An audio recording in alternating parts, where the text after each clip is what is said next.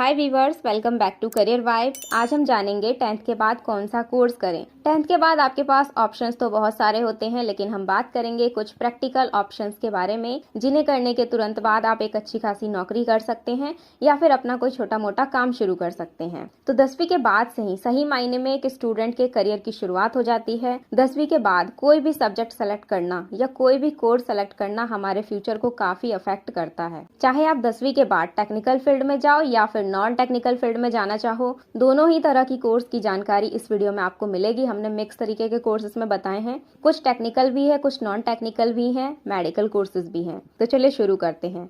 First number पे हमारे पास है पॉलिटेक्निक। आप सभी जानते हैं पॉलिटेक्निक 10वीं और 12वीं के बाद किया जाता है। अगर आप 10वीं के बाद पॉलिटेक्निक करेंगे तो पॉलिटेक्निक की ड्यूरेशन 3 साल की होती है। पॉलिटेक्निक कोर्स करने में 10 से 15 हजार का खर्चा आता है। पॉलिटेक्निक के अंदर बहुत सारे पॉपुलर ब्रांचेज हैं, जैसे कि automobile engineering, information technology, hotel management, aircraft maintenance engineering, civil engineering और केमिकल इंजीनियरिंग जैसे बहुत सारे पॉपुलर ब्रांचेज हैं। इसमें आप कोई सा भी ब्रांच सेलेक्ट कर सकते हैं। सबकी फीस, सबका ड्यूरेशन थोड़ा बहुत चेंज होगा। तो पॉलिटेक्निक कंप्लीट करने के बाद स्टूडेंट्स के पास इंजीनियरिंग में आगे करियर बनाने के बहुत सारे ऑप्शंस होते हैं। पॉलिटेक्निक होल्डर्स को इंजीनियरिंग के डायरेक्ट सेकेंड ईयर में एडमिशन मिल जाता है।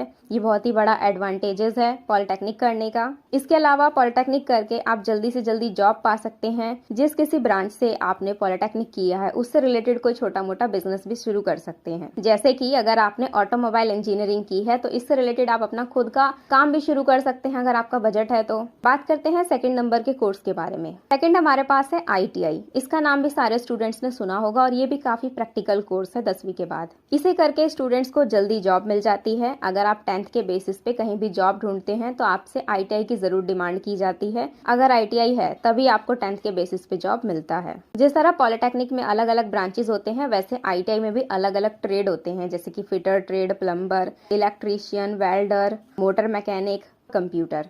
इनमें से कोई भी एक ट्रेड, अपने पसंद का ट्रेड चुनकर आपको ITI कंप्लीट करनी है। इस ट्रेड में आप ITI करेंगे उससे रिलेटेड ही जॉब मिलेगी। कंप्यूटर इंटरेस्टेड कैंडिडेट्स हैं वो ITI में कोपा ट्रेड चुन सकते हैं। कोपा स्पेशली कंप्यूटर का ट्रेड है, बाकी सब अलग अलग ट्रेड्स हैं, इसे भी चुन सकते हैं।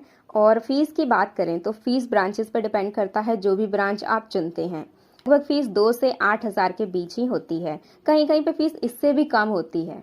तीसरे नंबर पे हमारे पास कोर्स है नर्सिंग का, जिसका नाम है DNCA, diploma in nursing care assistant. तो मेडिकल फील्ड में करियर बनाने के लिए बहुत ही अहम कोर्स है। अगर आप डायरेक्टली 10वीं के बाद ही नर्सिंग में करियर बनाना चाहते हैं तो इसे चुन सकते हैं। इसे करने में सिर्फ 2 साल का समय लगेगा। इसकी बहुत कम है, 8 हजार से 1.5 लाख के बीच ये कोर्स आप पूरा कर सकते हैं। इसे पूरा करके आप अलग अलग हॉस्पिटल्स, क्लिनिक्स और नर्सिंग होम में एक नर्सिंग केयर असिस्टेंट के तौर पे काम कर सकते हैं। अगर आप नहीं जानते कि नर्सिंग केयर असिस्टेंट कौन होते हैं तो मैं आपको बता दूं, जो नर्स की हेल्प करते हैं वो नर्सिंग केयर असिस्टेंट होते हैं। ये एक ऐसा करियर है जिसकी शुरुआत आप बहुत ही कम उम्र से कर सकते हैं। अब नेक्स्ट कोर्स हमारे पास है diploma in computer hardware maintenance का। ये भी काफी प्रैक्टिकल कोर्स है। इससे रिलेटेड काम करते हुए आपने मार्केट में लोगों को देखा भी होगा। तो ये 3 साल का कोर्स होता है, टेक्निकल डिप्लोमा है ये, जिसकी फीस 10 हजार के आसपास होती है। इसे भी आप 10वीं के बाद कर सकते हैं और इस कोर्स में आपको कंप्यूटर हार्डवेयर को रिपेयर करना सिखाया जाता है। आप सभी जानते हैं हमारे डे टू डे लाइफ में कंप्यूटर कितनी यूजफुल चीज़ है। विदाउट कंप्यूटर आप अपनी लाइफ इमेजिन भी नहीं कर सकते। बहुत सारे काम करने में हमें प्रॉब्लम होती है अगर कंप्यूटर ना हो तो इसलिए जो हम कंप्यूटर चलाते हैं उसमें जो हार्डवेयर पार्ट्स होते हैं उनमें चलाते चलाते प्रॉब्लम्स जब आ जाती है तो हम कंप्यूटर टेक्नीशियन के पास जाते हैं। तो कंप्यूटर के सभी हार्डवेयर पार्ट्स को ठीक करना ही कंप्यूटर टेक्नीशियन का काम होता है। तो उन्हें CPU, माउस, कीबोर्ड, मॉनिटर, ये सारी चीजें कंप्यूटर के हर एक हार्डवेयर पार्ट को रिपेयर करना सिखाया जाता है। तो ये कोर्स में वही सारा सिलेबस कवर किया जाता है। इसे सीखने में आपको 3 साल का समय तो लग ही जाएगा। तो ये सब सीखकर आप किसी कंप्यूटर रिपेयरिंग के दुकान पे काम कर सकते हैं, या फिर अगर आपका बजट है तो आप खुद का रिपेयरिंग सेंटर भी खोल सकते हैं। नेक्स्ट कोर्स हम बात करते हैं certificate in primary teacher training की। ये कोर्स स्पेशली टीचिंग फील्ड का कोर्स है। टीचिंग में आप DLED या B.Ed के बारे में सोचे तो वो आप 12वीं के बाद और ग्रेजुएशन के बाद ही कर सकते हैं, पर 10वीं के बाद आप सिर्फ इस कोर्स को कर सकते हैं, जो कि है certificate in primary teacher training. Teaching field में जाने के लिए ये कोर्स काफी अच्छा है। आफ्टर 10th इसे करके आप छोटे क्लासेस के बच्चों को पढ़ा सकते हैं।